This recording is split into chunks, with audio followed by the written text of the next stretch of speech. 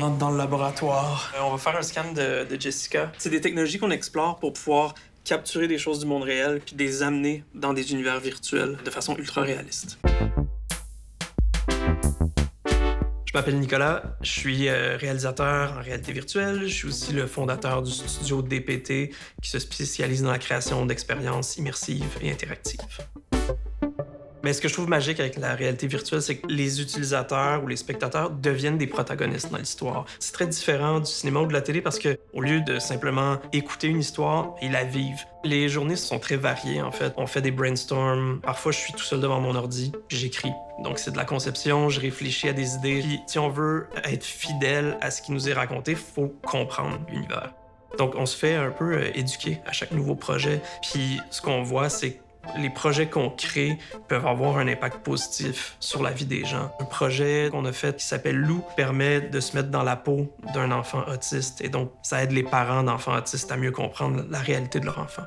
Nous, on a commencé à faire surtout des projets documentaires à l'origine. De fil en aiguille, maintenant on fait des projets, oui, documentaires, fiction, puis on fait des projets aussi plus artistiques. Une des grandes forces de la réalité virtuelle, c'est qu'on peut créer des expériences marquantes. Parfois, on veut qu'elles soient le plus réalistes possible, mais parfois, la façon de faire une expérience marquante, c'est aussi d'être très stylisé puis de créer un univers qui se rapproche pas du tout de la réalité.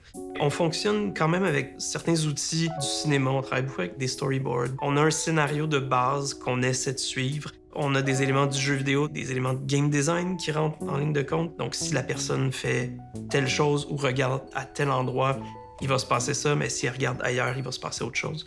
Les outils technologiques avec lesquels on travaille changent rapidement. Il y a une évolution constante, donc on est toujours en veille technologique. Mais c'est sûr que, mon ordi, c'est mon compagnon de base. Sinon, les différents casques de réalité virtuelle, il faut voir ce que les nouveaux casques nous permettent de faire. On a des technologies qu'on développe à l'interne.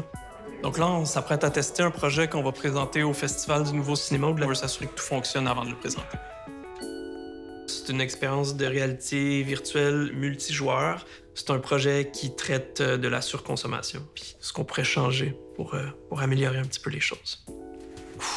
La chose la plus satisfaisante dans ce que je fais, c'est quand je vois les personnes vivre l'expérience, enlever le casque, puis avoir des larmes aux yeux ou être touchées. Il n'y a rien de plus satisfaisant que ça. J'ai toujours été intéressé par la technologie et par la création. Quand j'avais 15 ans, j'ai commencé à faire des sites web. Je suis allé étudier en art numérique à Concordia. Puis quand le premier casque de réalité virtuelle est devenu disponible, ça a été une histoire d'amour. Ce qui est super intéressant, c'est que tout est à inventer encore. Il y a beaucoup de place à l'exploration. Il y a plusieurs parcours qu'on peut prendre. On peut étudier en cinéma, on peut étudier en art numérique. Il y a différents programmes en jeux vidéo aussi. Sinon, je pense aussi ça passe par des stages. Aller découvrir en entreprise, puis apprendre sur le tas, c'est aussi une façon qui fonctionne très bien. Je pense que les qualités les plus importantes pour faire ce que je fais, il y a la curiosité. Ne jamais avoir peur d'essayer des choses nouvelles. Faut aimer travailler avec les gens, parce que c'est toujours des grosses équipes. On travaille avec des artistes 3D, des directeurs artistiques, des designers et des développeurs. Puis tout le monde a quelque chose à apporter, pas juste d'un point de vue technique, mais aussi créatif. Faut avoir une bonne capacité à communiquer. Faut que les gens comprennent où on veut aller avec nos idées.